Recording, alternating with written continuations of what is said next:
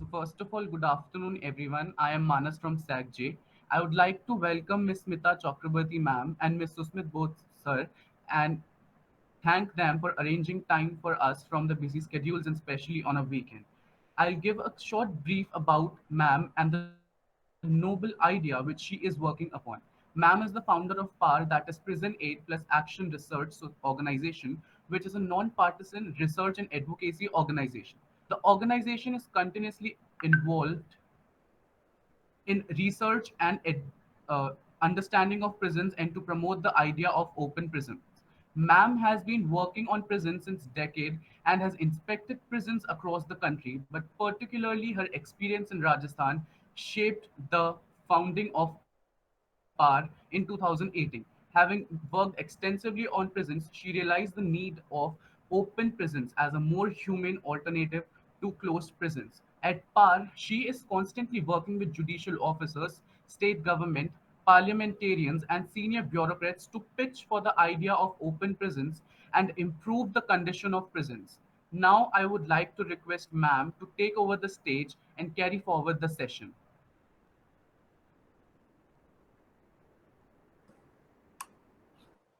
Hi, am I audible to all? Yes, ma'am. Yes, ma'am, you are. Yes, ma'am. I was really looking forward to this webinar, and Shantan, my colleague, has been coordinating with your team for a long time. And right now, we've a couple of my colleagues have joined the webinar as well. We did not promote it on social media because then unknowingly, like 100, 200 people just come along, and then it becomes difficult to manage.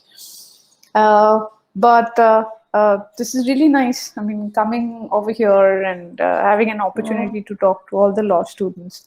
And of course, big thank you to NUJS for uh, I mean, this Saturday afternoon, I think we'll be the only bunch of people talking about open prisons in the country. So, which means a lot actually. So, yes. Uh, uh, Shantan has created a structure, and I've been asked to speak according to that structure. So, I think I'll introduce our work a little bit and say. So I founded PAR in 2019, and and it was founded because previously there was this Supreme Court order which mentioned that open prison. So I had conducted a study on open prisons in Rajasthan, and based on that study, the court had taken cognizance of that report and made it mandatory for all states to have open prisons in the country. But when I was conducting the study, I was given to believe, I used to believe that maybe people in the judiciary, the police, the prison department, everybody knows about open prisons. But I mean, in our last 3 years of experience, we've come to know that most people have never even heard of the concept of open prison. And every time you mention the word like open prison, and so there's a systemic shock. I mean, people are always shocked about how can you talk about open prisons, and is this just possible? Because we believe in the idea. I mean, we are trained to believe in the idea that prison is a high security zone, and it's the image that we constantly think about, the image that we come across the moment we talk about prison is of bars and tall walls and gates and high security cameras, and so it is a high security zone. But an open prison is absolutely, it's radically different compared to the closed prisons. And we are actually pitching for that idea continuously. Now, if I go back, if I trace back the journey, uh, prison is an area of research which is fairly new. I don't think there is any organization or anybody dedicated to studying prison systems. In India, we have, say, NCRB, National Crime Records Bureau report, and Prison Statistics of India report, but it only talks about large scale data. And I mean, are you aware that the data that NCRB presents is largely problematic because of the way the data gets collated? And so it's based on FIRs. So then you all, being law students, I'm sure you'll know that not all FIRs end into convictions, or not all FIRs even go to court. I mean, a case starts and after some time the case gets dismissed. So if you're just recording crime, so I think it also goes against the grain of a society which is only recording um, cases, I mean, just case numbers, because crime is a little more than an incident, right? So, and we are just, just documenting an incident, and not even verifying the facts of that incident. So, as an organization, as a research organization, we always question the NCRB statistics, and we generate our own research, and we find out about what happens in crime. So this journey started when I was in college, and we were having an uprising in West Bengal, and a lot of my students, a lot of my colleagues from college were arrested. Before that, when we entered Presidency College, we were seen as the I mean, like. As a presidential, I always used to feel like my I-card meant a lot. Like, we would go up on a public bus, and if we can't pay the bus ticket fare, we would show our I-card, and the conductor would say, "Ha, ha, so theek hai, don't have to pay." So we used to get away with a lot of things, like when we initially joined college, and then. And we used to protest in college a lot. I mean, against our principles. So our first protest in 2000, my first experience of a protest was in 2004, where street dogs inside the college were, the principal had ordered taking away of street dogs from the college, and we we all protested as students that we will not let the street dogs be taken out from the college by the corporation van. So we all our seniors told us that we'll have to block this main gate of the college, and we all had, like, from the hostel we had full meal. I think we ate double because we were supposed to go on a fast that day. So we went to college 10 o'clock in the morning. We had overeaten that morning in the college hostel canteen itself, and which again is like used to be free meals.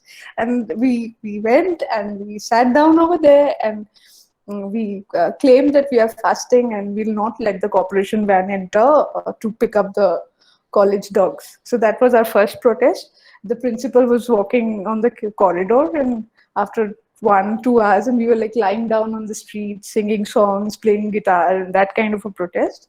And then there were cops standing outside the college gate, and the principal was like, "I will never let cops come inside my university, my college." And then he came down after 1 hour. He gave us chips and cold drinks, and none of the dogs were taken by the corporation van. So that was first year, first month, and first protest of my life. And it was like that, and it was pretty nice, and we were all very happy. And the principal also sat with us. We also sang a lot of songs, and he's also a dog lover, so so that kind. So that was the experience of a first protest. But then soon after that, the Singur incident happened, and there were political protests happening inside our college, and a lot of my friends were arrested in that protest. So people were for or against the Tata Motors factory. So there were different fractions, and that was the first time we experienced, like, there was a police lathi charge happening in front of us. Some of our seniors, who we were like, whether we agree or disagree with their views, that really didn't matter, but they were literally picked up by cops and kept inside prisons. And being a student from the same college, our faculty allotted me the responsibility of going and following up the cases of our college students. And some of them had exams also at that point. So, so I used to be one of those people who used to go with books and give them the notes and everything from the department inside Presidency Jail. So, I mean, within 6 months, everything radically changed in front of us. And that was my first experience of visiting a prison, and the condition in which my seniors were staying. And it was an exposure of sorts. So I took up prison study during my graduation as custodial violence and police atrocities and prison conditions as one of the dissertation papers for my undergraduate dissertation for sociology. Thereafter, during my master's, and so I was the only person doing that study, and thereafter during my master's, I took it up as a much deeper study of custodial violence and police atrocities again and condition of prison. And that time, the West Bengal Human Rights Commission appointed me as their observer. I would visit prison and report to the Human Rights Commission directly, because there was a dearth of people entering prison and documenting prison conditions. So again, it was an academic exercise, but the State Human Rights Commission was directly taking action on it. Thereafter, my reputation grew, and after my master's, I took up a full-time position as a faculty member of Loreto College, and there's a human rights department. So I was teaching in that department, and my students also joined West Bengal Human Rights Commission as interns. So there were around 20 interns at that point with WBHRC and West Bengal State Human Rights Commission. And we used to do thorough surveys of prisons at that point and report to the Human Rights Commission. So in one of these commission meetings, Human Rights Commission meetings, I was introduced to Patna High Court Chief Justice V.N. Sinha, and he was talking about prison conditions of Bihar like being nice. So, as a academic, I did question his experience of prison, and I realized that most High Court judges are the High Court lawyers who get appointed as judges. So they have no experience of trial. So they've never met a prisoner in their life, never met an accused in their life. I've never visited a police lockup or a prison in their life. Like under trial, when like a prisoner is under trial, that time when the case is in lower courts, sometimes lawyers do go to visit the prisoner inside prison. So maybe a trial court lawyer, a criminal lawyer, will have some experience of prison conditions, but High Court lawyers and High Court judges have zero experience of prisons. So when Justice Sinha was talking about prison conditions in Bihar and the kind of money, the expansion of budget, and new prisons being set up in Bihar, so I challenged his opinion. And so then he told me that, why don't you come over to Bihar and visit the prisons and give me a prison survey? Done. You can come with your students. So I was very excited. I went and told Loreto principal that, can I take my students to Bihar and inspect prisons? Then sister said, no, I mean, our students don't, you can't take everybody to prison always with you. So sister said no to it. So I went alone, and that was my first time actually getting commissioned by the High Court to inspect prisons. So my idea was, like, I'll visit 4 or 5 prisons and give a basic survey understanding to Justice Sinha. But Justice Sinha was so appalled by the by like 20 pages of that report, which came after a survey of 5 prisons, that he couldn't believe that these are the kind of conditions prevalent inside prisons. So he said that, I mean, being the High Court judge and the Chief Justice, I can't let you go away now. So there are 58 prisons in Bihar. You have to visit all the 58 prisons and give me a report of that. And I would ask you, I'll insist that you also meet and interact with each and every prisoner of the state. I want to hear them out. And I, as a judge, I would want to bring this change. So, so obviously my college did not allow me that kind of leave, because that means I would require 1 or 2 years of a sabbatical. And but I had to give up my college teaching position and entered Bihar as the prison observer appointed by the High Court. And that was the first of its kind survey done in India on prisons.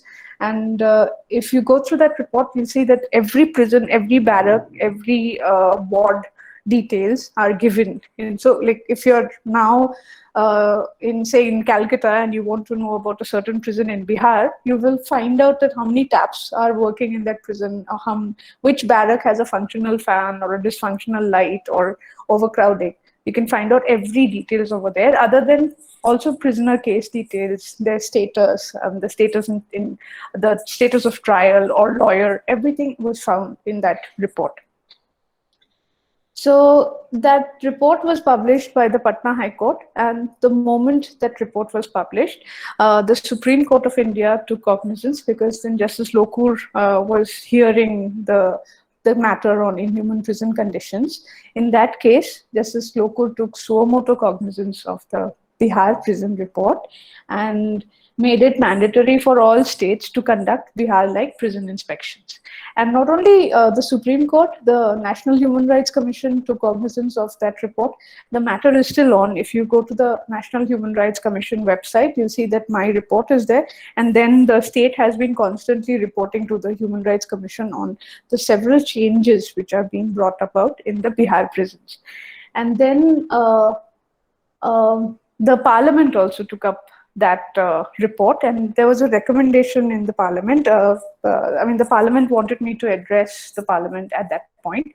So when I spoke over there, I spoke about legal aid, and the legal aid lawyers at that point in 2015 used to be paid very, very less amount of money. And I requested the parliament to increase the lawyers' fees. And then if you see the Law Commission report of 2016, you'll see that my recommendation in Bihar prison has been taken up, and then the Law Commission increased the wages of legal aid lawyers. So that is how that so it was a massive system change. It was like moving mountains for like one individual, bringing about so much of change in the prison system. So, and finally, like when I used to visit prison when I was in college, everybody thought that I've completely lost it, because I'm constantly talking about prison and visiting prison and reading about prison. Then when I was teaching myself, my students, their family members used to complain to the principal that, we send our children to college to study, and then there's this lady keeps on taking them to prison. I mean, we doubt the security of our students. So I mean, I'm talking in an era where going to prison meant something is really wrong with you. And I used to be like, there was nobody else doing my work, so I had that excitement about doing it. And then having so much of change happening, like the Supreme Court taking cognizance, and the Parliament and the Law Commission changing pay scale of lawyers, and new judges being appointed, and the Human Rights Commission taking up the matter. So suddenly my work felt very important, and I really wanted to take it ahead. In that case, then I got invited by multiple states to visit and inspect prisons. And people in my family, they were thinking that I'll spend the rest of my life in prison. My then driver one day told me that, "Madam, आप तो बहुत पढ़े लिखे हैं." Then I was like, "हाँ, पढ़ाई तो करना पड़ता है." Then he said, "अगर जेल ही जाना था तो इतना पढ़ाई क्यों किया?" So that was the basic mindset, because my family was thinking at that point that if all the states I have to visit each and every prison, then I'll spend my entire lifetime just talking to prisoners and visiting prisons. So, but I felt very happy about it, that yes, this is exactly what I wanted to do, and now I'm getting appointed by high courts to visit prison. Then when I was since I was in Delhi meeting the parliamentarians, and at that point then the call from Rajasthan came that I need to visit Rajasthan prison. So then since Rajasthan is logistically closer to Delhi, so I just took a bus, like an AC bus, and came over to Rajasthan. And I came for like 3-4 days to visit Rajasthan and speak to the judge and plan out my work. And today, so that was 2016, and it's 2021, and I'm still in Rajasthan. So I just came for 3-4 days, really.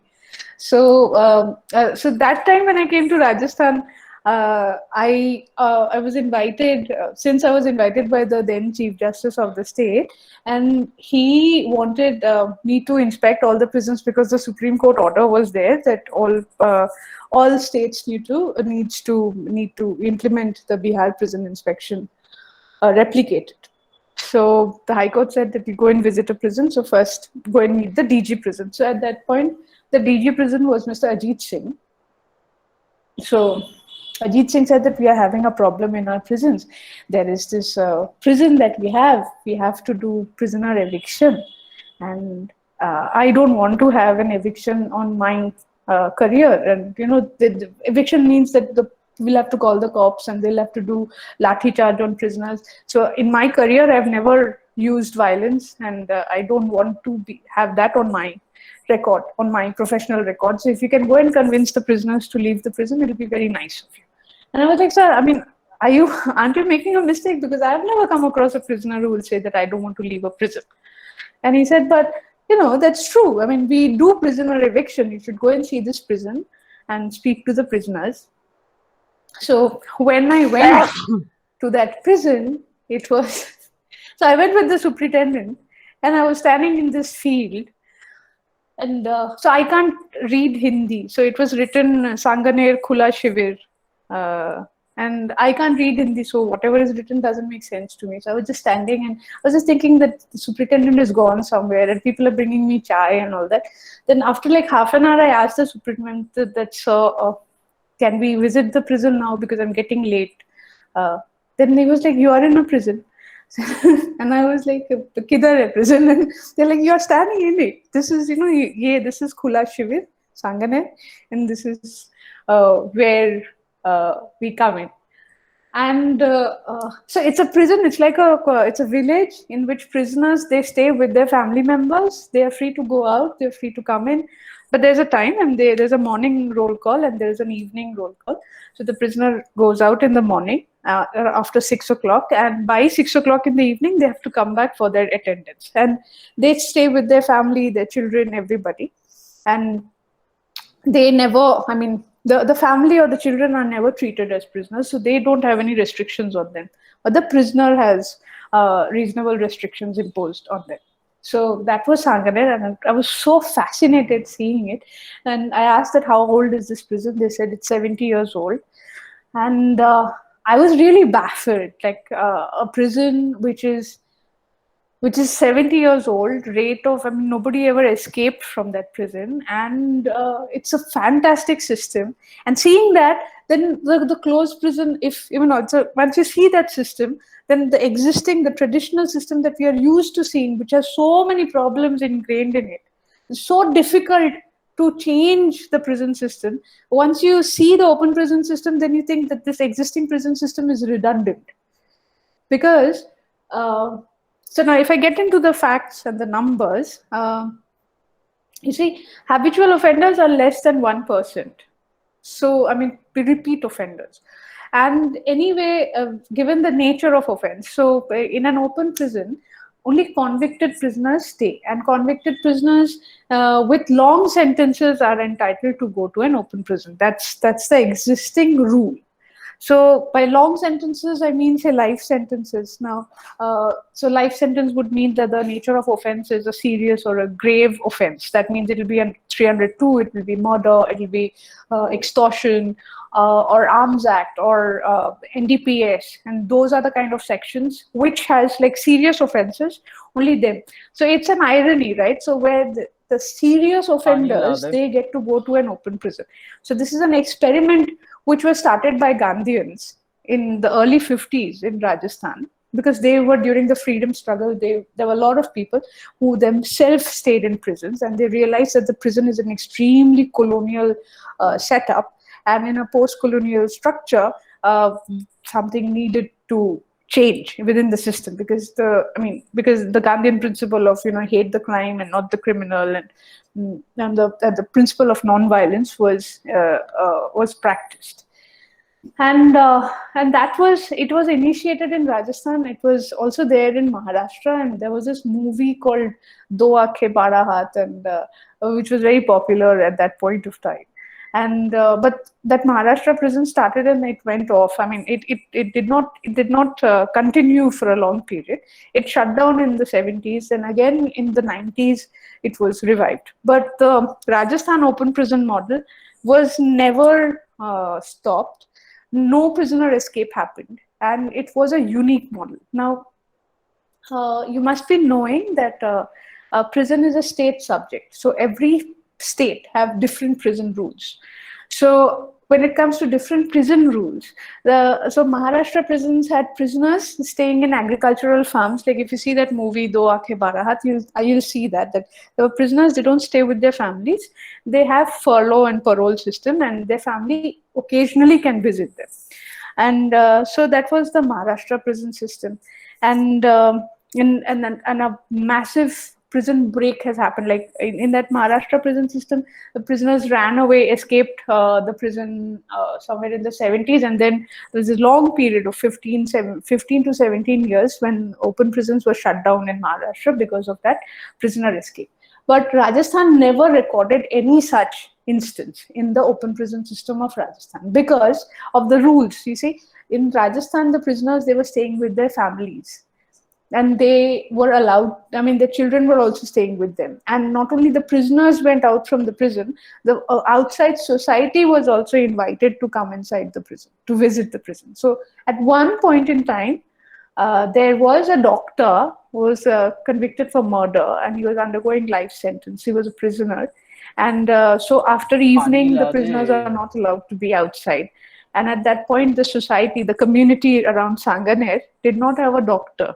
So the prisoner took permission from the prison department, and inside the prison, the chamber, the doctor's clinic was set up. So it was a prisoner who was treating the people in the locality. So not only prisoners went from inside the prison to outside during the daytime, the society, the people of the society, they also came inside this prison. So in at large, there was no protest, although there was no resistance from the society against the prison system. Because if you ask people staying in Sanganer about the open prison, if you so they don't have these myths around prisoners, and they just feel that they're like normal people who came across, you know, crime is just an incident. So in Rajasthan, I got this understanding that that crime is an incident, right? And an individual is much more than an incident. An individual can't be defined by one incident in his or her life, right? So an individual is it's just not, it's more than one individual is more than one incident in his life or her life. So in that case, an open prison is not about the incident. So I'm saying removing the individual from the incident. So crime is, if crime is an incident, if crime perpetrated at all, then that too is an incident, and we are removing the individual from that incident. It's a work on the individual. So it's really rehabilitative in nature, because social reintegration of the prisoner is very important. And that is what happens in an open prison. And there's an acceptance of the prisoner in the open prison because the way it has been operating in Rajasthan. So yes, then I traveled across the state of Rajasthan in 2016-17. There were 29 open prisons in Rajasthan. I visited almost all of them and interviewed the prisoners, studied their cases, and I realized that that, you know, the majority of these prisoners did not even undergo a fair trial. So that conviction, the fact that they've been convicted and sent to prison, that conviction could have been challenged if they had access to a proper lawyer, if they had like a good lawyering mechanism was there in the country, then probably they would not have been convicted in the first place. And even if they're convicted, so if we take for granted, if we accept the conviction and we call it a true conviction and not a false one. So in case of a true conviction also, then it's a one-time offense, and these people never had previous criminal records. So if there's a true conviction, I'll break it in, instead of using the jargons, I'll break it into cases. So majority, my open prison report, if you see that in all the cases that I studied, because these were the prisoners staying in open prison, I took their case files, I took their police records and put it together and analyzed those cases. In the case study, I found out that majority of these cases, these prisoners they're first time offenders. One. Second is, so it's a mitigating circumstance, right? I mean, so this person had a clean record. And so when I was defending the open prison system in the court, in the Supreme Court, obviously the prosecution department was saying that, what if they perpetrate an offense again? So now I was saying, like, what if they don't, so your argument and my argument is on the same ground. You're just saying they might perpetrate an offense again. I'm just saying, what if they don't perpetrate an offense again? It's an hypothesis. Anything can happen. So, I mean, that's the police argument which I was countering in the Supreme Court. The second circumstance which I noticed was these were all accidental offenses. So majority of offenses which happen in our country does not necessarily have to have a criminal conspiracy involved. There was no criminal intent in that offense, in an accidental offense. So what is meant by an accidental offense is that there is no malicious intent in the offense, and it's a lapse of judgment. So I can establish this argument with the third argument, which comes in that the most widely used weapon in murder cases in Rajasthan was lathi. So, and there was equal amount of injury that the inmate had also suffered. So if we backtrack the cases, then if you read the case files, you'll find out that that these prisoners are like land-related fights, very basic land-related fights. So one case I particularly remember was, so that was water, they say sage ka pani, so irrigation water was their bone of contention between two neighboring two families staying in the same neighborhood. They had their fields, and the water supply would come from 4 o'clock in the morning, and it comes through these water channels which are created. So the fight was this, that the paddy field, which is before, so both the fields were one after the other. So the water is coming from this direction. The field which receives the water first, what they were doing is they were just blocking the water and keeping little more of the water. So all those the clay, the mud barracks, little, like it's a half a feet tall clay channels, like clay barracks are created so that the water gets channelized. So what he was doing is he was just digging it up like half a feet and getting the water in his field and then blocking it. So that the field next to him was getting less water every day. And this guy was like constantly telling him that, let the pani jab aata hai, usko aap block mat karo. Don't block the water, don't block the water. That was the whole argument. And this is a place somewhere in Bikaner. So Bikaner is like where the desert starts from, and it's a very dry place. So when I was talking to the prisoner, so this is 30 years after the incident of offense, after the incident took place. So I asked the prisoner, "Ke pata us din kya hua tha?" Then he was like, "Ma'am, every day I used to tell him that tum subah 4 baje jaake, why are you blocking this water? Don't do this. No, I mean, we will both get the water." And he would do it. And it was just a little mischief that the person was doing. And he every day used to go and have a fight with them. And then that day he had his lathi in his hand and he hit the person. And the person also hit him. So they had a fight. Both of them were having lathis. Both of them beat each other up. And then he took that other guy was grievously hurt. So there was an injury. So this man, then he took him to the hospital. And in the hospital, the other person succumbed to injury. So both of them were injured. And he took the person to the hospital also. And the reason of the fight was so minor. And it was just a moment, the lapse of judgment, a moment of insane, uncontrollable rage, momentary rage. And it cost a lifetime of imprisonment. And both the families were completely destroyed, because that family lost their breadwinner, the victim's family, the person who died. And this family lost the father. I mean, his children were distraught. And the victim's family, his children were also distraught. So two families got completely destroyed. And like based on that one momentary, that fight. And this was a classic case. And when I asked him that, itna gussa kyun aaya tha? I mean, what went wrong that day that you had to get so mad at him? Then he said, irrigation, ye pani to khoon ke tarah hota hai Rajasthan mein, because we are in a desert. So this irrigation water has a lot of emotions. And because it's our livelihood, and it goes off that way. So that's why it got so intense. And this man has never committed an offense in his entire lifetime. And after he perpetrated that offense, that very moment he realized that what he did was wrong. And he will probably never do something of this sort in the future also. And he hasn't done it. So there is no point of keeping this man in a cage, right? He already regrets what he has done. And he's a non-violent offender because he has no criminal track record. Then the incident is also an accidental offense, right? So there was no criminal conspiracy involved. There was no criminal intent. Because if we understand the principle of mens rea, then intent is very important. Intent and knowledge is very important. So even if your intention was to beat up somebody, maybe beat up somebody with a lathi also, if that is the intent that you had, that the individual had, he did not necessarily have the knowledge that this lathi fight might result in his death. Or if I hit him with the lathi on his shoulder, he might have an injury so fatal that he'll die. That was not the intent also.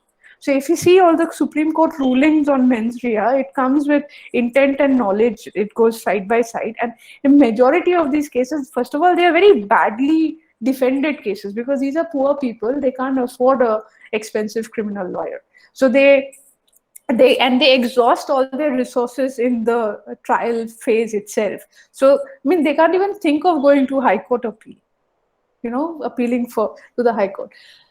So if I'm saying that, what I'm saying is that even if these incidents are real incidents, I mean, I'm not saying that because of bad lawyering, some innocent guy got framed. I'm saying that even if that incident has really happened, if somebody X has really perpetrated that murder, if you get into the details of these cases, and majority of the cases, right? Even in Bihar, similar cases are there. Even in West Bengal, similar, because I've studied the cases of Bihar and West Bengal. And there also the demography of the prisoner, the nature of the offense is same. Now, NCRB will give you only 302, just give you the name, I mean, the section. You will not get into the details. Now, crime doesn't happen in black and white. No? I mean, criminal law is a very complex and a dynamic area of thought. There is no fixed rule. So 302 doesn't mean that it has to be like a straight murder, like you see in movies, like the man came with a gun and shot and then walked out. So very less people have even access to a gun. Even gangsters don't have access to guns in most places. So that is another thing. Then in these cases, what was understood was so prisoners, they were not even aware of the cases in which they were framed or they were convicted for. So majority of these people, they didn't know that what are the sections they have. So some person gets a life sentence and a lot of people say, I said, what is your offense? They said 302. So then 302 is murder. So then when I got details of the case, and I saw that no, there is the NDPS sections over there.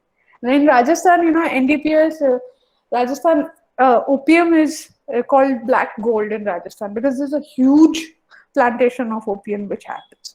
And there is a cross-border smuggling racket which happens in Rajasthan. Drug trafficking happens in Rajasthan. And these trafficking rackets are like international rackets which actually operate. But people you see in NDPS offenders inside prison, they are usually the couriers of the thing. And they are also convicted for Doda Post. So it's the poppy seeds, right? So the fruit that is there, they are arrested for carrying that fruit because that fruit happens in quintals. When poppy is harvested, Bengal posto is very popular as a meal. So poppy seeds. But so in Rajasthan also, well, the cuisine also has posto. So when you're having it at home, say 1 kilo of posto, that is not a problem.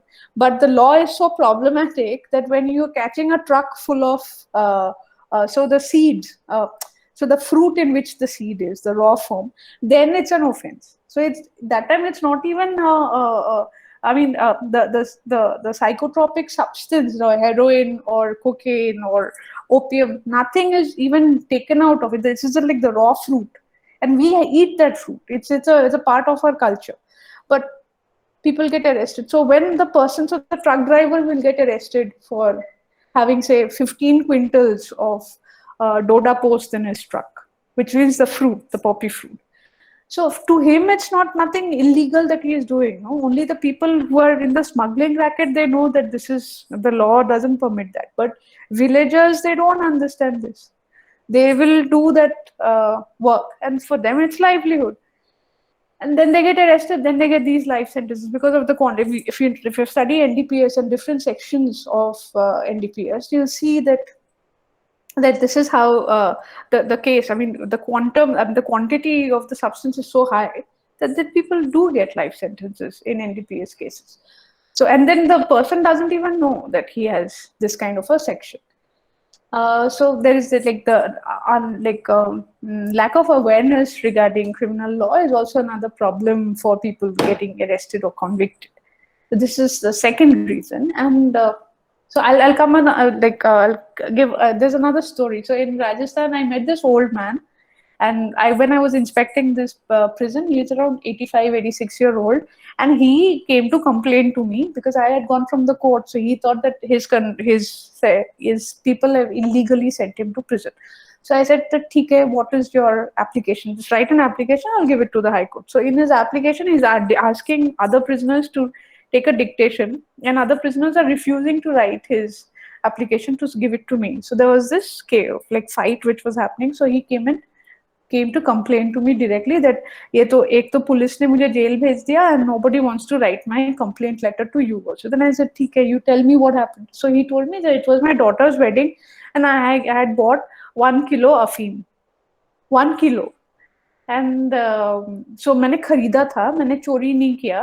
Police आके एक तो अफीम ले भी लिया, मुझे पैसा भी नहीं लौटाया और मुझे जेल भेज दिया. So he wanted to file a complaint against the cops because in his understanding that this is my daughter's wedding, I have to serve opium on my daughter's wedding because it's a ritual.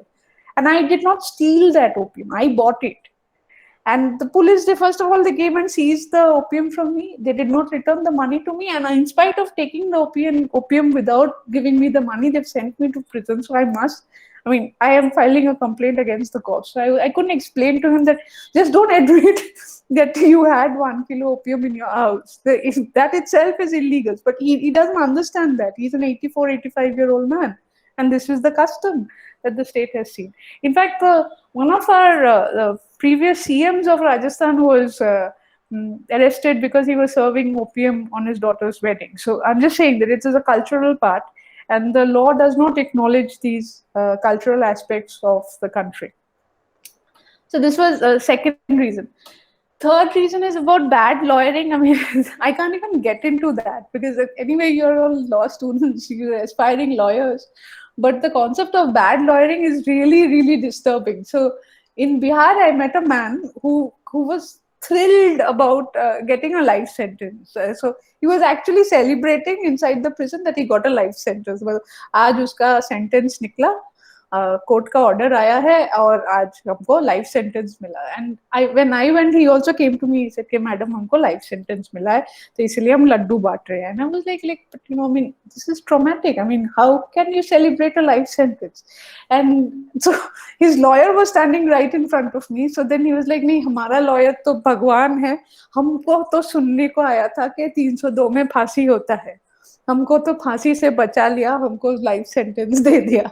And so that is exactly that what the lawyer had convinced the prisoner for. And I was just staring at the lawyer. He couldn't look me in the eye, so he went away from there.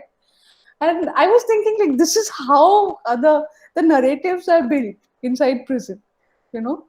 So a counter narrative could also be built. So I'll come to the good part of this incident was that since I realized that prisoners are people who don't have any awareness of the law, and the best thing that I could have done was when I was inspecting Rajasthan prison. So after I submitted the open prison report to the Rajasthan High Court, the Supreme Court took cognizance of it, and then again in the same inhuman conditions case, Justice Lokur passed this order saying that every state should set up as many open prisons as possible. So my request, my suggestion was every district of this country should have 2 open prisons each to accommodate the prisoners. So we are talking, so PAR was set up to implement this vision of this radical shift from a traditional prison system to an open prison system.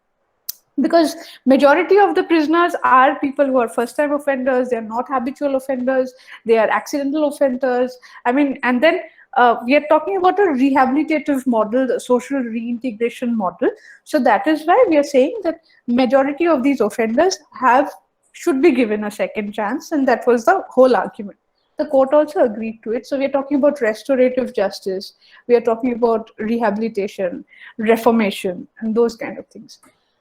And so after this Supreme Court order came out, and I mean, the Rajasthan Chief Justice had taken a commitment from me that after you complete studying your open prison system, you better do a prison inspection after that, because Supreme Court ka order to wahi tha. I get invited you to Rajasthan to do prison inspections, and you digress to open prison. Then once you finish your open prison thing, you have to do the prison inspection. So luckily, by the time I started the prison inspection work, or the Supreme Court order had come up. So every prison I visited, I sat down with the prisoners, read out that order, read out supporting orders of Rajasthan High Court and all of that. And I said, okay, you're entitled to go to open prison. So you can file a suo motu, you can file a writ and apply for open prisons, because then the practice of open prisons needs to expand. So that's the thing. So Rajasthan High Court suddenly within 6 months saw hundreds and hundreds of writs being filed by the prisoners on open prisons that they wanted to be transferred from closed prison to open prison. Because that is how when you generate awareness, it actually brings in a systemic change. And it was like from inside the prison, because we had done template applications, template writs. A prisoner just has to sit and fill it up with his name, case section, how much time he has spent, and get it endorsed by the prison department and send it off as a writ. So then the Rajasthan High Court clubbed all these cases and invited me as an advisor to the court as how to send all these prisoners to open prison, because there is not enough space in the open prisons. So PAR was set up in 2019, and this is 2021. I mean, last 1.5 years, we are in the middle of a pandemic also, but Rajasthan has created 10 new open prisons to accommodate these prisoners who were supposed to go to an open prison. So that's like the good news that PAR could come up with. And the journey has been pretty long, and I just hope that at some point we start working in West Bengal, and maybe in West Bengal we can convince the government and the High Court to set up open prisons, because West Bengal has 3 open prisons and total number of inmates staying in the open prison is 115. So I think in Lalgarh, Lal Gola, there's one open prison that we like 15 prisoners stay. That also they don't stay with their families. And yeah, so once people understand the concept of open prisons, then maybe it'll be better, easier to convince them. So now once you like students, you also understand, and then maybe we can have a project with NUJS and approach the West Bengal government and High Court and get open prisons over there.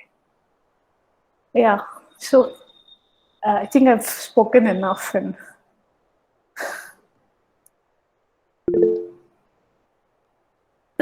yeah.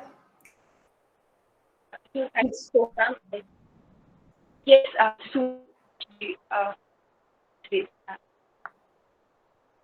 I can't hear you. Yeah, but yeah, Olokonanda Roy was working inside Presidency prison, and she had a team. She was also working with convicted prisoners. If that was the question, right? No, ma'am, I actually have a different question. Yes, ask me. Ma'am, so I'm doing a project on open prisons, comparing Finland's open prison to the closed prisons in India. So, what do you think is the economic viability of having open prisons in India? Yeah, so the open prison system in India is, I mean, the Rajasthan open prison model is actually 14 times cheaper than the closed prison model. In a closed prison, the state government spends around 7 to 10,000 rupees per month per prisoner. And in an open prison, the cost comes down to 500 rupees, because it's not the state does not take responsibility of fooding, of medication, of security costs. Like open prisons are less resource intensive also, and it's cost effective because one, it's cost effective because prisoners they can have their own food, their own choice, and they don't have to get ration or food from the prison department. They have to earn their living. So that's where the question of dignity and dignity in labor also come in, and cultural practices like the prisoner decides what food he or she wants to have. And secondly, it's less resource intensive because, like the Rajasthan open prisons, are monitored and governed by a prisoner governing body. So the administration of the prison is on the prisoners themselves. They have a Bandi Panchayat, prisoner governing body. They run the prison. So electricity bills and cleaning and maintenance of the prison is prisoners' responsibility. So it is cost effective. Now, uh, if you're talking about Finland prison and Indian closed prison system, I am afraid. I mean, our country can't take the Finland model. I mean, we need to spend money on nutrition, education, health. We definitely can't get into. I mean, the population and the number of inmates that we have in this country, Finland model will just collapse, or then we will become a prison state because the entire state's funding should be directed to setting up prisons. And you should always see the capacity of Finland prison. In fact, I met a prisoner in Rajasthan. He, after he came out of prison, he visited 5 of these European prisons. He went to Switzerland. He went to Finland. He went to visit all these Scandinavian prisons. And he's so supportive of our work that after he came out of prison, he campaigned with the present government, with Mr. Ashok Gehlot's government, and now convinced the government to endorse beautify Rajasthan prison. Because that was something I kept on asking the government, okay, your prison systems are nice. First of all, the Rajasthan government also did not know that they had a fantastic prison system. So it required us, like PAR, to go and tell them that this is good and this is better than the international model. Why don't you expand it? And I was requested, and all journalists and all, we used to take them to, we take them to prison, and they say like, this looks like a slum, it's a village, So I used to tell the government, at least, I mean, do some gardening or something, make it look good, because photographs acha nahi aate. On our website, we have put prison photographs, and everybody says, this looks really bad. So I mean, what can I do? We can't set up gardens. So now Mr. Gehlot has given money for beautification and renovation of open prisons. And that's because of this prisoner who came out and then he traveled abroad and saw all these prisons and convinced the government to implement. So Ma'am, but then in your opinion, should the country spend money on, let's say, the education of prisoners like is done in Finland? I don't think the Finland model will work in India at all. Really. The Finland model is still lesser cost extensive than the Norway model of prisons, open prisons. Yeah, but it's definitely more cost intensive than the Indian prison model, right? And you're dealing with a population of prisoners. I mean, how many families do we know can spend 7,000 rupees per month per prisoner? I mean, per family member. So, I mean, that's the kind of money the government spends, and the outcome is an overcrowded, overpopulated prison, which is extremely, extremely unhygienic living conditions. I've been to prisons in Bihar, in Rajasthan, where the capacity of the room is, say, of 17 prisoners, and 74 prisoners are staying over there. So they're 400% overpopulated. And it's inhuman because, people, they tie themselves to the bars to sleep in the night, because everybody can't lie down in that kind of an overcrowded barrack at the same time. And we keep people like that for 10 years, 20 years, expecting them to come out as some sort of a reform, Gandhian. But it doesn't work like that. In fact, if you keep people, if you treat them like an animal, they come out from that cage structure with a lot of resentment against the society. So it actually generates more violence. The entire structure of the prison actually generates more violence, and this is systemic violence which is being imposed on individuals. Ma'am, so in your opinion, open prisons in the long run would drop the crime rate? Yes, definitely. And that's been, Thank you. if you read the report, then the rate of recidivism is negligible when it comes to open prisons. So from closed prisons, rate of recidivism is very high. It's nearly 70% recidivism. In fact, me and my colleague, we once did this study. We put a number on cost of recidivism.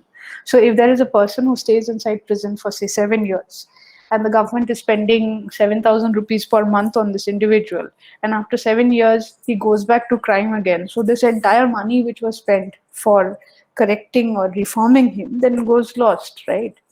So the cost of recidivism is very, very high. But in an open prison, there are people we have come across who have actually escaped from closed prisons, who have repeatedly, perpetrated a second offense after staying in an closed prison. But after coming to an open prison, they haven't done anything because the cost of liberty is so high for a human being, right? So he will choose liberty against crime. So it's a choice, it's a conscious decision that I'm choosing liberty against crime. I'm choosing my freedom against being leading a life of a fugitive. So this is such a high moral ground that open prison is a trust-based model. It's a trust-based system that you trust the person that I have faith in you. I don't think that you're going to perpetrate an offense again. Now, if you perpetrate an offense, you again go back to the traditional prison system. You lose all your liberty. So it's a question. So if you see PAR's logo, we use a kite as a symbol. So we use that metaphor of tethered freedom, of graded liberty. So kite stands for freedom, right? But it's attached to a thread. So if it goes beyond your control, the kite will stop flying. So we use the metaphor of a flying kite to explain the concept of an open prison. You see, we're talking about graded liberty, that nobody has to stay in absolute confinement. As a human being, we believe in that inherent essence of human goodness, or a conscious decision that I will not do this again. Because reform is a personal choice. You keep a person in a cage for 15 hours a day. You don't give him food, don't give him medicine. Then suddenly you take him out in the morning and do 2 hours of yoga and say you are corrected now. That actually doesn't work. I mean, though it's a hype that we use, that jail may we do yoga. What is your reformation model? We do yoga every day in the morning. The man is in the cage and then you suddenly take him out, and then I just wonder why prisoners will at all have to do yoga. It's a personal choice.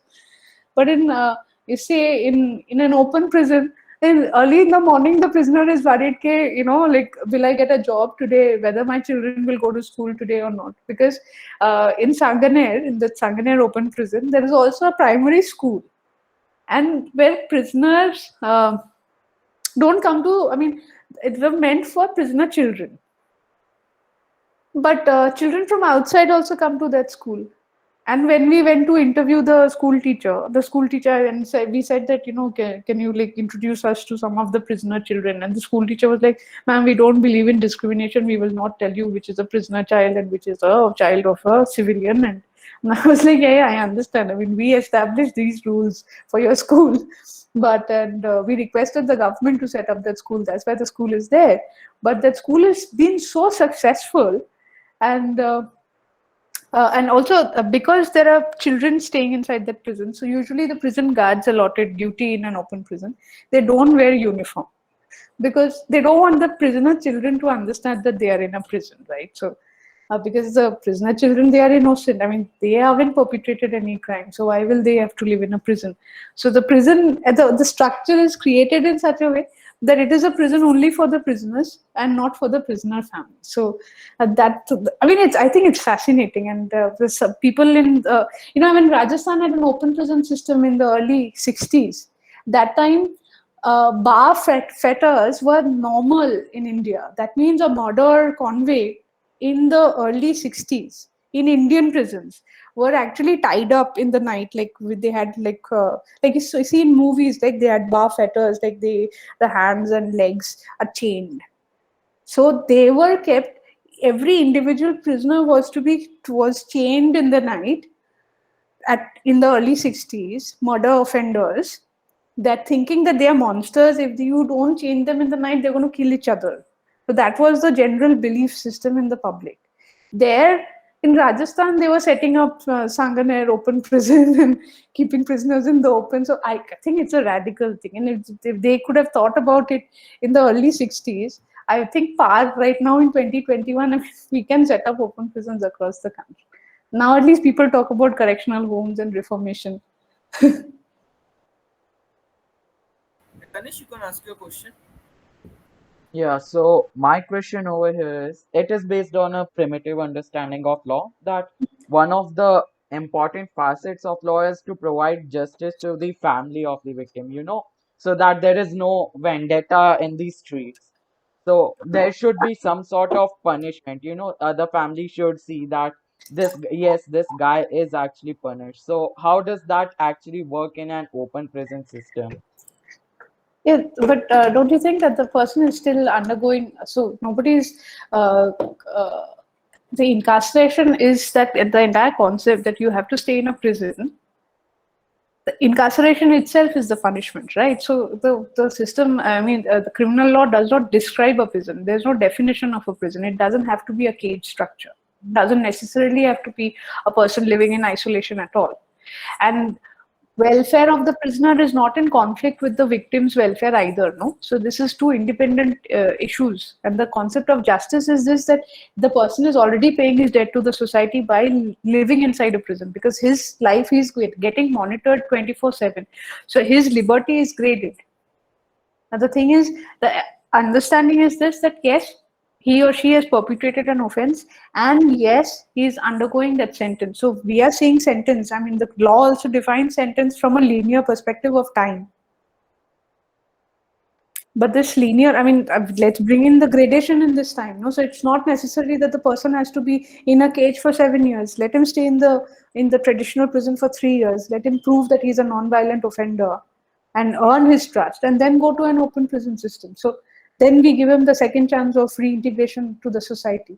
So This basically, doesn't, I mean, open it doesn't come in conflict with the victim's rights or victimology at all, no? So, in this model, open prison systems would be more ancillary. The traditional prisons would still play a major role. No, it won't be ancillary at all. We are talking about a open prison system to be a norm, and the traditional prison system to be ancillary, because the percentage of habitual or violent offenders are less than 1%, or even if it's 10%. So like, let the traditional prison system remain for this 10%, and the 90% of offenders who are accidental offenders, or who have accidentally come inside prison due to bad lawyering, so those kind of people, let them have a second chance to live. So, and we are talking about an equality in the prison system, because right now the system of the society is based on liberty, dignity, and equality, right? So there is no question of equality in the criminal justice system at all. The weakest of the weak fall prey to the criminal justice system, because the weak, they can't afford a good lawyer. So you can get away with murder if you have a very good lawyer. You can afford good. So the justice delivery system, there is no equality or equity in that delivery system. What we are talking about right now is, at least the incarceration model should bring in equality in the system, that equity in the system. If I'm like, could I explain myself? Yeah, Tanish, did that answer your question? yeah, it kind of does. Thank you, ma'am, for your answer. Akanksha, you can ask your question now. Yes. First of all, am I audible now? Hello. Yeah. Thank God. Actually, I have severe internet issues today. Hello, Smita ma'am. If you remember, like I had also said it before, maybe I wasn't audible. I heard you back there when we had the BPRD workshop in NUJS, if you remember that, and you had presented a Yeah. slide. This time you didn't, but I introduced you at that time. So, like, this is the first time I actually heard about open prisons. So, like, that was quite an inciting perspective that I gathered from your talk. But then again, I wondered, like, as you had also mentioned before as well, and this is very common that in the prisons, like families, they even somewhat disown the family member, like who has been in prison. So that is very common. So, if you could like shed some light on how families react to like people being in the open prisons, as in, based on your interviews, do you think like they are ready to leave their homes and then like shift to the open prisons with their Yes, so the thing is, family yes, member who yes, yes. is an inmate? So what I was saying is, I mean, when I was talking, when I was speaking at NUJS during the BPR&D workshop, there were a lot of prison staff present in that conference. And if you remember, then Justice Joymallo Bagchi had also come along with me, because Justice Joymallo Bagchi was a criminal Yeah, lawyer yeah, I know. throughout his life, and he was he's my mentor. I've literally studied most of the cases he has argued in the court till now, and he had some of the massive major cases at that point when he was a criminal lawyer. So yeah, so working under him was fascinating. So from there, a lot of understanding of criminal law happened, and later when I visited prisons and was meeting prisoners, these families abandoning the prisoner is one, because of the cost of trial is so high that the families, they go bankrupt trying to defend the prisoner in the court. So it's just easier for them to abandon the prisoner than to defend and get money for their lawyers and defend them in the court. Secondly, is majority of the families, if it's a male prisoner, so this will be the bread earner of the family, then probably the family will still keep in touch with the prisoner and try to get him out of prison. But when it comes to female prisoners, women inmates, within 2-3 months they are abandoned by their families. They're quickly abandoned by their families, because women don't seem to have any role in the family if they are inside prison. And that is a very, very unfortunate scenario. But again, in Rajasthan, the Rajasthan, see, that's so organic and so naturally evolved prison system. That's why I'm so fascinated with this. That women prisoners, they stay with their so their families abandon them inside prison. So they act as functional families for each other. So 2-3 women prisoners are kept in one quarter together. So they act as a functional family. The reason why family is highlighted in an open prison is it is the incentive to reformation and social reintegration. Family acts as a very important reason. But see, there are a lot of people who don't have families, no, that they have been abandoned by their families. So then prisoners, they act as functional families. They stay together. And why the prison department has still kept the clause of family, prisoners staying with their family inside prison, or have acknowledged a functional family system. One is it is an incentive for reform, and second is that families also can take care of medical emergencies and things like that. So, because we are going to an open prison, so the prison department is no more taking care of you medically and not providing you food. You have to look for your own job. So you have to be independent over there.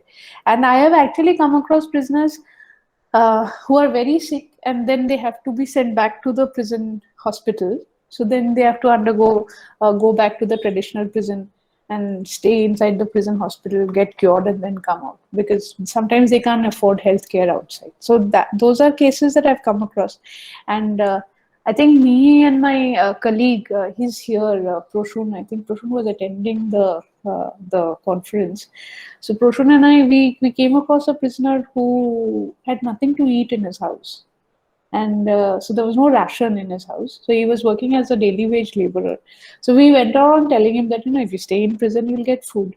So why don't you stay inside prison? Then he was like, "Madam, भूखे रहेंगे फिर भी हम वापस नहीं जाएंगे." It's like that. So yeah, so what Akanksha, what you're asking about family, it's very true, uh, but there is a way of fighting that also. No? I mean, there is a concept of functional family which Rajasthan prison systems acknowledge. So I think that is fantastic. Did that respond to your query, Akanksha? All. Yeah, it did. Also, one more thing, ma'am. Last time when you gave your talk, it was like the main procedure was that other people are not allowed to visit prison, but this is not the case before.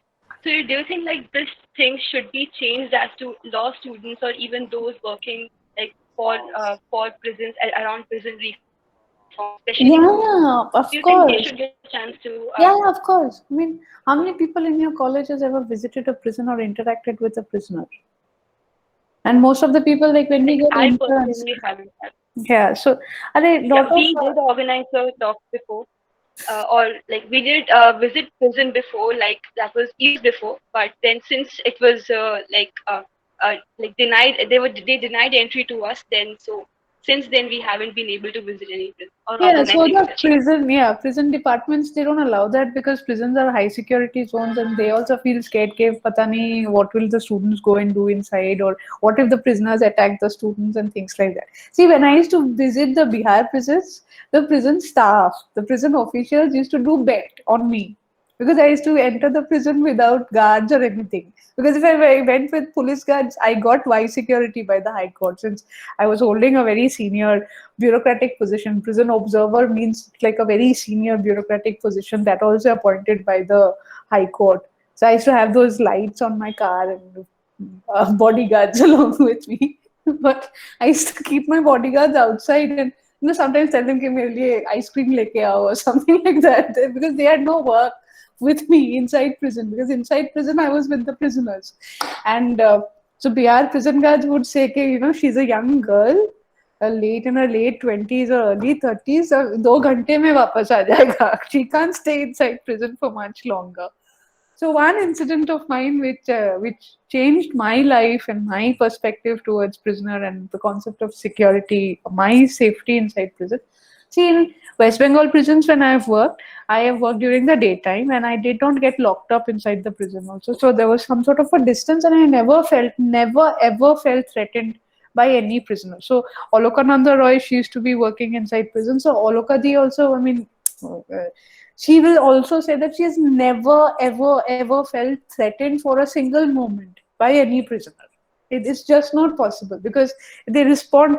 Trust is a very precious thing to a prisoner. Say if I come to your house, you're not going to keep your wallet aside or something, because you will expect that I'm not going to steal it from your purse.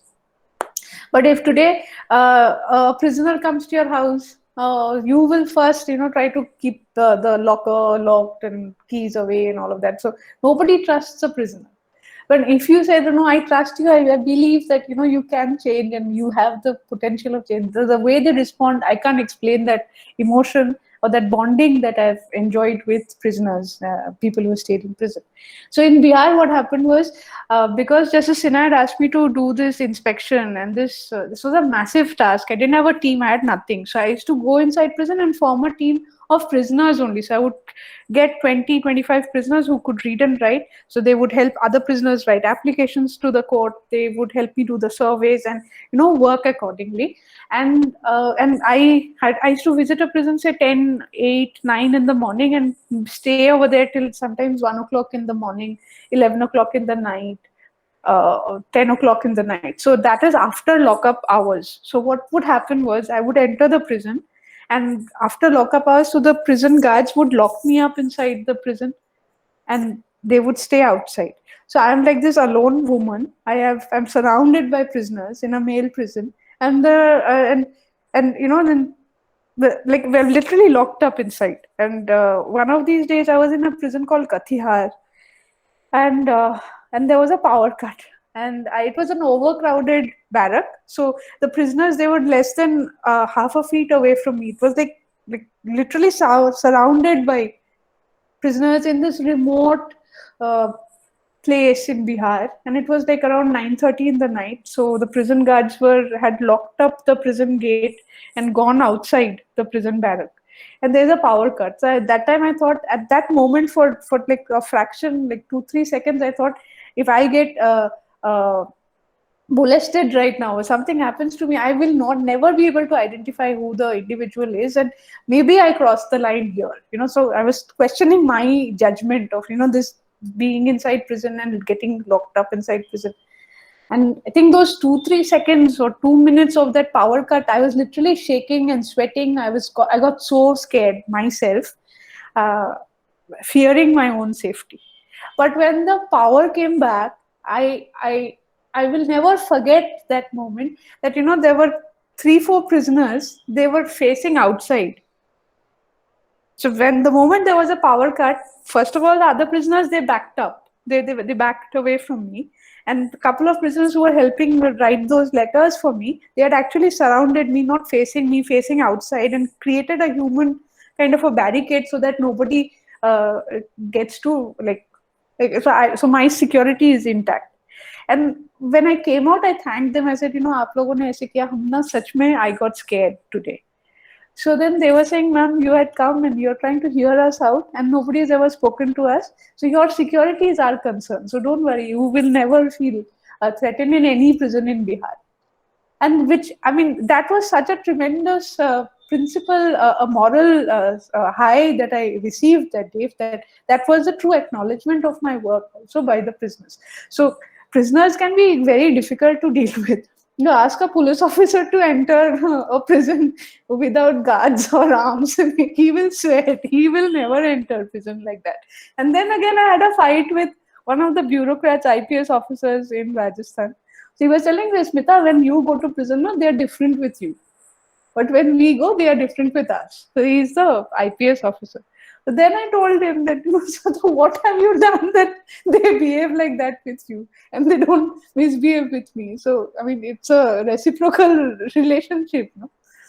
But yeah, so he was with the intelligence bureau at that point, and he was also there in the prison department. So he said, "के वो आपके सामने तो they are very nice and polite. हम लोग जब जाते हैं तो they are always up in arms against us." So that was my response. Yeah. Did that respond to you? Yes, ma'am. Yeah, Sayantan sir, he wants to like share something with us. So Sayantan sir. Yeah, tell me. I will Chantan. I will just interfere in the bit of this fascinating discussion, and I will just Sir, you are not audible. I'm not audible. Am I audible now? Yes, you are audible now. You are audible. Yes, yes. Yes. So, firstly, I just wanted to thank the SSCG and Dipanshu and Akanksha. So they have been very cooperative with me and responded to me odd times, emails and everything, and they arranged it. And because of them, it was possible for us to finally we postpone like we several times we have walked on this date and the time. So Akanksha and Dipanshu, I just wanted to thank you both and all the other members of SSCG. I know that there are still two questions from your side, which I think Smita will answer. And another request I have for all the students here and the others that we are very much active now on Twitter and Insta. And without your help, we will not be able to grow on Instagram because it's you guys who keep running this platform. So I have shared our Insta handle and Twitter handle and our Facebook handle. And the good part is that if you join there, the Open Prison Voices page on Instagram and Facebook, you will be able to communicate or you will be able to listen to the real life stories of the prisoners we put out there. Yes, because in open prison, prisoners they don't have any restriction on phone or anything, no. So this Instagram page that we created, Open Prison Voices, it is prisoner stories, and prisoners come and share their own stories, and they share it amongst each other. So most of the likes and shares are by the prisoners themselves. So if you do a story on a particular prisoner, he goes and shares it in his Instagram page and shows it to his village friends and everybody. के, हम Instagram में आ रहे हैं. And Times of India featured our page saying when prisoners get into Instagram posts and likes. So, So so please follow us there, and we are looking at the number of followers. Okay, we will do that today. So that's all from my part. I will not take much of your time. Thanks a lot, SSCG and everybody who joined here. And now your questions and the let. yes, and Chandan, I would want you to introduce our website also to the team. Yes. And I think Sakshi is also here, so she can talk about the work that we are doing on our website. So I will just tell you in a brief, all of you. Sir, please hold your mic close to your Yes. face, or the sound Sorry. is not coming at all. Yes. Okay. So now it's fine. Yeah. So what I will tell you guys that we have come up with a website, which is, I will share the website link also in the chat. I will share that. So if you go to that website, first of all, you will, very important, which is help you guys, that number one, you will get all the reports which we have prepared. So the reports are present there. You can check that. The open prison voices, our interviews, these things are also present there. But the most important thing, which is the brainchild of Smita and also Sakshi is the key person behind it, that the prison mapping system. So the prison mapping system is an extraordinary system, and I am very sure you haven't heard about it. And when they will explain, you will understand. Sir, So you are not audible at all. I'm sorry, sir. okay, I will.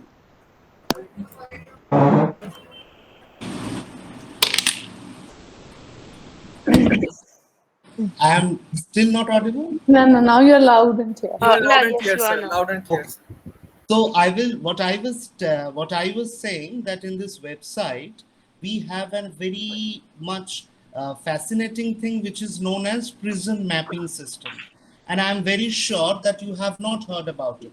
So what is prison mapping system? That right now when we are sitting here, and if just we close our eyes and we think that okay, in Assam there is a prison in some district.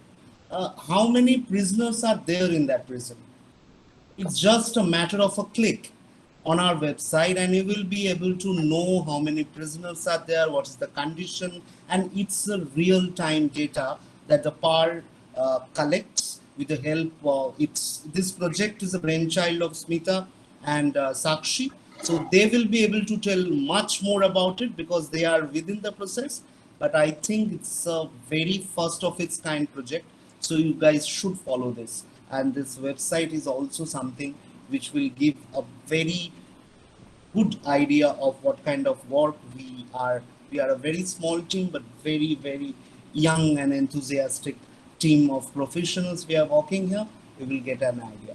So that's all from my part. It's all to. So I'll introduce my colleague Sakshi. Sakshi has been a practicing lawyer and a criminal lawyer, and she has first-hand experience of criminal trial. But she works over here as my junior researcher, and she heads the RTI work. So what we do is we file thousands and thousands of RTIs on different issues, on physical condition of prison, on prisoner vaccination, on anything related to prison, and we send it off to the prison departments, and they send us the reply. So RTI is official response to our queries on prison, and at RTI. Those RTI responses, we realized that then we'll have to create hundreds and hundreds of black and white, very boring looking reports for people to read on prison, and nobody reads so much on prison. So what we did was we created a mapping system. So we geotagged prisons on our website. So if you want to understand what is happening in a Kerala prison, so if you go to the prison map, there's a map of India which is being shown. Can I share this? Do I have this present now option? Yeah, yes, ma'am, you can. Let me check. Let me check. There's the share option. A tab. Yeah, I want to share this one. Wait, can you see this? Can you all see this? Yes, ma'am, we can see this. Yeah, so this is the prison mapping that we have created. So this is our PAR website. This is like the home page and the About Us section, which talks a lot about our work. And yeah, so this is the Sanganer Open Prison, which looks like a badly maintained prison, but now I assure you that there'll be a lot of garden and some nice beautification happening inside the prison. And then if you see this section on the website, it's called Prisons of India. This is the prison mapping system that we have.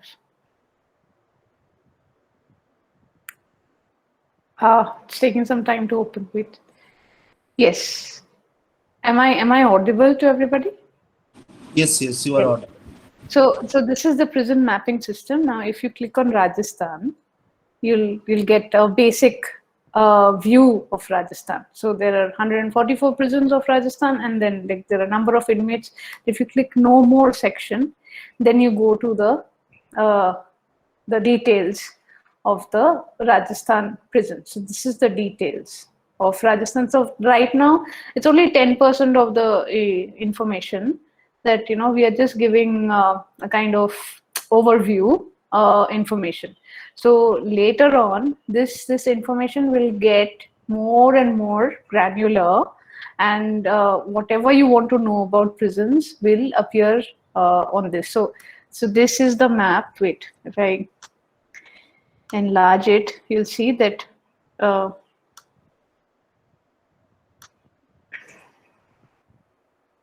so this is so these are each district and subdivisional prisons that we have tagged into this map. And so if you want to know, say, about any prison, so you just click on that prison. Say I'll click over here, so the Jaipur Central Jail, and then if you click more over here, then this is information on Jaipur Central Jail opens. And it's now, since I'm presenting it on this Google Meet, it's taking a little time. So Jaipur Central Jail page will open, and then if you see all information on Jaipur Central Jail. So right now we have prison name, type of prison, classification of prisoners, and all of that.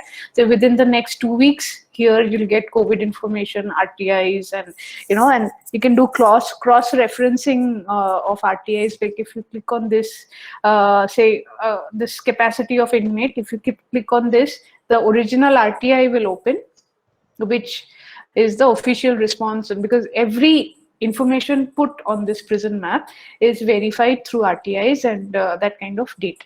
So I'll stop sharing right now and request Sakshi to present. Have I stopped sharing? Right. Yes. I'll request my colleague Sakshi to speak about the RTI work that she's been doing. Hi everyone, thank you Smita for the introduction. So as Smita has told, what we are doing is we are mapping all the prisons across India. As of now we have 1305 prisons as per the NCRB data 2019. So we are doing the mapping of each and every prison across India. So as of now on our website you can check out all the prisons that are situated in Rajasthan. And likewise we'll be doing this mapping for all the other states and union territories also. So recently we have been filing RTIs, and we are able to we have information on COVID, and then we also have information on vaccination and testing also, like how many prisoners have been tested for RAT and RT-PCR, and how many prisoners have been vaccinated. So like Smita has already mentioned that we'll be doing smaller details will also be there on the website, like whatever you can think about prisons, from infrastructure to health and hygiene to sanitation, everything will be there on the map in couple of months. So that is what we are doing as of now. And this is the first of its kind mapping that we have initiated, and we wanted to do this mapping so that say law students can do a lot of research. So we are creating this website as a tool to facilitate more understanding of prisons.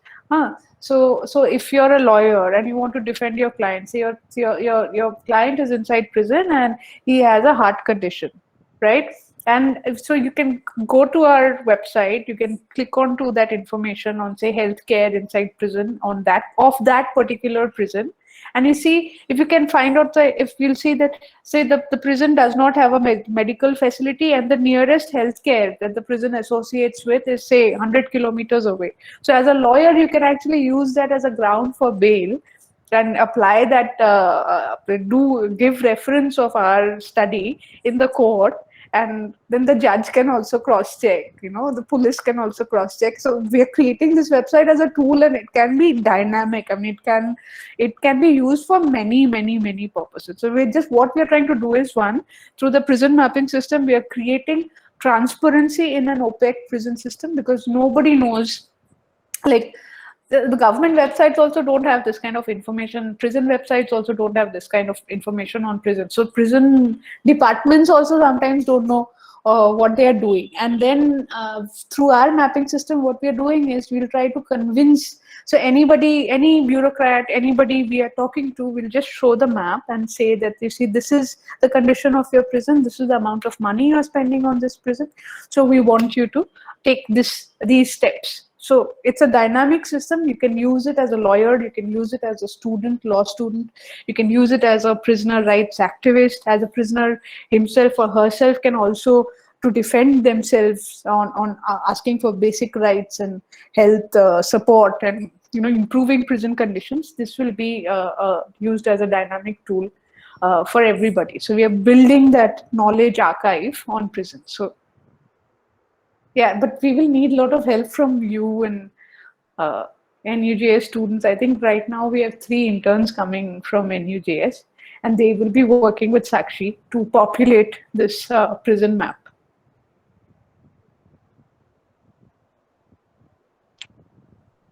Yeah, sure, ma'am. Like we are working like 2 or 3 more interns will be coming soon, like in the coming months from November. Yes, like, yes. We can work on that too as well. Yes. So, ma'am, I think we have just one last question by Priyanshu Kar, if it has been taken up. He asks, how does open prisons they foster deterrence? So, if you could reply on that. Yeah, so open prison acts as deterrent is not the right word over here. I think I will choose our word very carefully.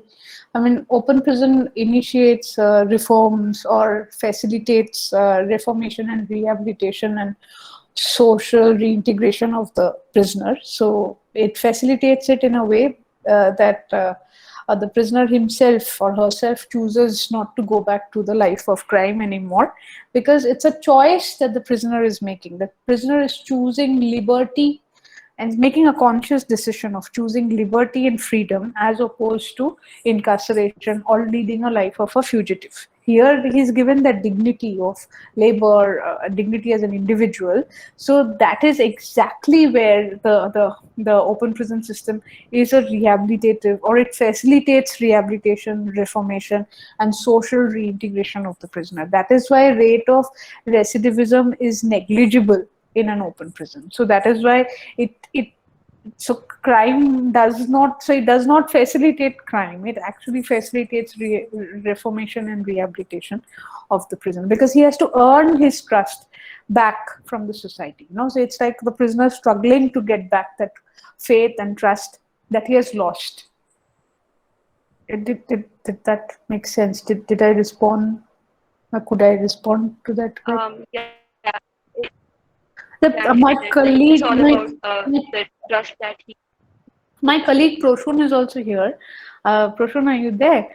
I would want Proshun to respond to speak once about his first day with PAR and his first experience of an open prison. Proshun, can you please speak to? Hi. Am I audible? Yes, yes.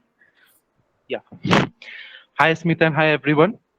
So, yeah, I was working with Smita, and it's been quite some time now again कि मतलब कुछ दिक्कतों के लिए I need to come reshift back to Northeast. Yeah, so discussion सुन रहा था, बहुत interesting सी लग रही थी. And पहला अगर experience बोलूँ, like in India, what we see, like the movies of Sanjay Dutt and Amitabh Bachchan have helped to shape the concept of prisons in our minds, right? हम भी वैसे ही सोचते हैं कि prison इस तरीके से होगी, तो मे भी वैसा ही था. So मेरा जिस दिन starting date थी, it was I think 30th March 2019. So पहला दिन मैंने part join किया, and it was a prison visit was scheduled that day. So मैं गया.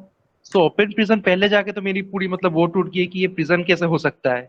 भाई मैंने भी तो बॉलीवुड फिल्मों में ही देखा था prisons को. So I asked Smita कि what if a prisoner walks in with a gun?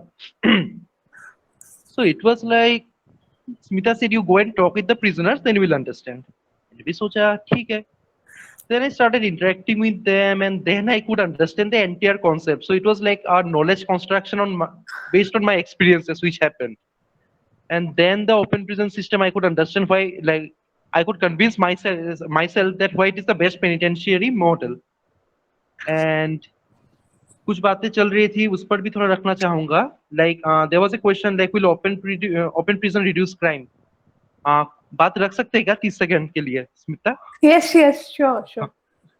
Yeah, so Smita did talk about the prisoners, and obviously they had chosen this liberty against prisons and all. But इस पर एक society की भी बात आती है.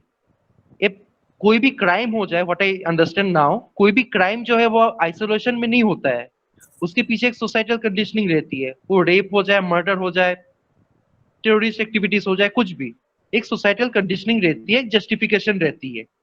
So open prison gives a chance कि कोई भी एक क्राइम हो रहा है, ठीक है, उस क्राइम में किसी को कन्विक्ट किया जाता है, and every time someone gets convicted the society is getting acquitted, right? So वो करना पॉसिबल भी नहीं है कि पूरी सोसाइटी को अपन वो कर ले, मतलब कन्विक्ट कर ले. But in this reformation process as a society we can be a part to that. जैसा क्राइम में भी हम लोग एक पार्ट दिए थे, in this reformation process also we can be like we can take part in the reformation of the convicts also. And again, the most interesting feature about open prisons is that we have been talking about radical change and all, and yes, indeed it is radical change, but in the same time if we see the society in which we are living, like यहाँ वही society है जहाँ कहा जाता है मार डालो, काट डालो, रेपिस्ट को गोली मार दो and all this. In the same time, in the same society, the concept of open prison is actually coexisting with us. इसी सोसाइटी में वो एग्जिस्ट कर रहा है, कुछ नया चीज नहीं है, ऑलरेडी इट इज एग्जिस्टिंग. तो अपन इसको स्ट्रेंथन करने की बात बोल रहे हैं. So that's a huge thing what I believe. And again also there was a question like justice of the victim. So what I understand, आप सपोज कोई एक रेप हुआ है, क्योंकि आजकल वही चल रहा है, तो और सीन्स में आसाम से हुआ, आजकल यहाँ पे मतलब एनकाउंटर्स को पूरा नॉर्मलाइज कर दिया गया है. सो रेप वगैरह में क्या सोचा जाता है कि कोई एनकाउंटर हो जाए, फांसी हो जाए, पनिशमेंट हो जाए. सो उससे क्या विक्टिम को जस्टिस मिल रही है? जस्टिस को मैं समझता हूँ कि will it help to curb that crime totally? It never helps. Neither encounters help, neither मतलब फांसी तो कभी नहीं करता. इवन कि अगर मतलब प्रिजन में डाल के रख दे इनह्यूमन कंडीशंस में, तभी कुछ नहीं कर रहा है, क्राइम ऐसे भी रिड्यूस नहीं हो रहा है. Rather open prisons gives us a chance कि अपन उनके रिफॉर्मेशन प्रोसेस में एक पार्ट हो रहे हैं as a society. We could understand कि हमारी इसमें क्या रोल थी, एक सोसाइटल कंडीशनिंग किस तरीके से होती है. Based on that we can also talk about reformation.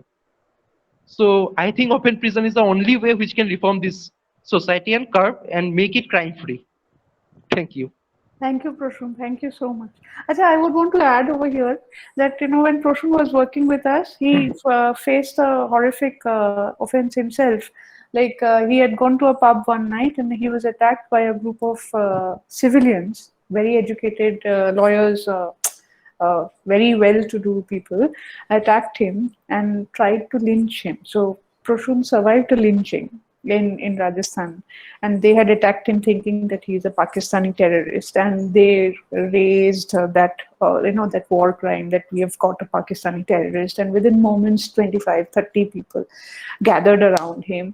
He was beaten, he was stripped naked, and then he was kept in a police lockup where he was tortured in the night, and then in the next morning we could rescue him because the Chief Justice and the police department collaborated, and immediately he was released from the police lockup. And the said police officers who tortured him in custody were suspended. So there was departmental action taken against the police officers, and within next 48 hours, the perpetrators of that attack on Proshun, they were arrested.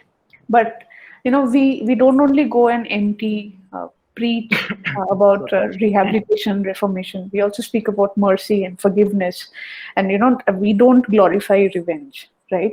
So as an organization, as an institution, we believe in the principle and the quality of mercy, and we also practice it. So when Proshun was asked to identify his perpetrators, he identified everybody, but there was this one boy who was around 21-22 years old, who was one of the perpetrators, who was actually one of the prime perpetrators in the offense.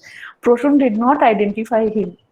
in front of the police. So when I asked Proshun that, Proshun, why aren't you identifying that guy? He's there. He did attack you. Why aren't you identifying him? And Proshun told me that, ma'am, this guy, he's doing his MBA from Australia, and he's a first-time offender. He must have got influenced by the other attackers and attacked me. Now, if I identify him and he becomes one of those accused of perpetrating, orchestrating a lynching, attacking, then his entire career will be ruined. So that's why I did not identify him in front of the police. And this boy also himself kept on wondering that why is Proshun not identifying him? But in the long run, within 2-3 months, this boy himself went to the police and became a police witness in that offense. So that was so we did not identify him as a team, as a organization, as Proshun being a primary victim of the violence that and it was a very traumatic phase. And of course, he survived. It's just a miracle that he survived that attack. But in spite of being so vulnerable at that point, being able to forgive this, offering a second chance to the 21-year-old was actually a big, it was a very big thing for us to do. And he also reciprocated, the perpetrator of, that 21-year-old who had also attacked Proshun. He also responded accordingly, because he knew that we had all evidence and everything against him, and we were just avoiding identifying him. So he became the police witness. Proshun, you want to come in? Yeah. Want to say something? So this incident actually happened. They had attacked me based on my beard. Yeah, so आजकल मैं बहुत छोटा ही beard रखता हूँ. Back then it was like this long. And they started frisking me कि do you wear a jenu, and then say Gayatri Mantra and all, like, yeah.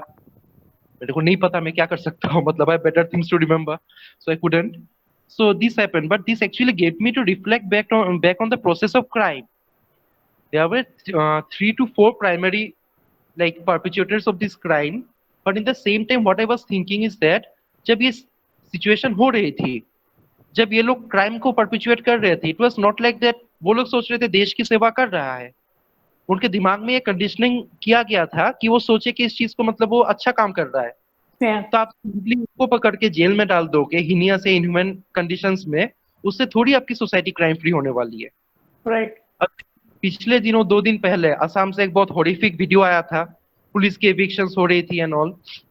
So there was a journalist जो मतलब dead body के ऊपर बहुत गंदा सा वो था, but in the same time police ने क्या किया, उनको तभी जाके पकड़ के they are as if like उसको पकड़ लिया तो सबका आउटरीच भी बंद हो गया as a whole. But the thing is that when he was jumping over the dead body he was thinking that बहुत अच्छा काम कर रहा है, he is actually helping the society. उसको ऐसा कंडीशन किया गया है, और उस कंडीशनिंग में हम सोसाइटी वालों का भी पूरी हाथ है. मतलब सरकार तो हम में से ही बन के जाती है ना, तो हमारी भी हाथ है. So simply jailing that guy, putting him behind the bars, torturing him would anywhere not reduce the crime. So rather, why not be a part of his reformation process? Why not take honors of such crimes, like जिसका मतलब हम ना चाहते या चाहते हुए भी part हो जाते हैं. And so like therefore I believe that open prison is the best part, जहाँ पे हमको मौका मिल रहा है उनकी reformation process में जाने के लिए. Yes, some point taken here. As of I think we have clarified all our stands by now. Is it? There are no more questions from NUJS also. Thank you, Smita ma'am. Thank you, Sainta sir. Thank you, Prasun sir and Sakshi ma'am, for sharing your experiences with us and among various other topics. I would like to invite Manas to give the formal vote of thanks for this session.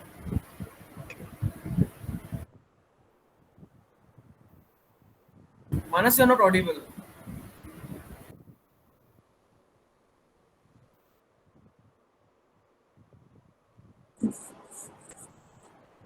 Remove your earphones. Remove your earphones. Yes. Am I audible now? Yes, you are. So thank you for allowing me to take this opportunity on behalf of the entire society to express our heartfelt gratitude for the informative and thought-provoking session.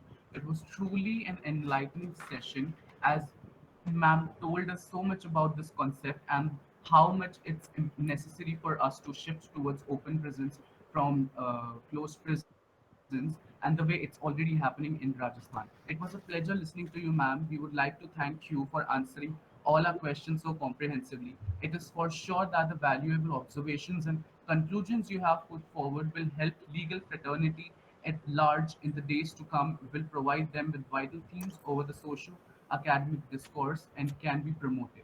And secondly, I would like to thank all the members from PAR organization present over here. So Smith sir, Smita ma'am, and Pranush sir. Sorry if I pronounced it wrong. Thanks for attending the Proshun. session. Preston sir. And finally, we'd like to thank all the participants for actively participating and asking such astute questions and for further making the session extremely engaging. Thank you everyone for joining our lecture. We at SAGJ promise to host more enlightening lectures and webinars in the days to come. It was truly a privilege to interact with you, ma'am. Thank you very much. Thank you. Thank you, ma'am. Thank you again. Thank you. Thank you. Thank you. So can I? Looking forward to a good collaboration. Thank you, you. Akanksha. Thank you all. Thank you. So I can leave the meeting.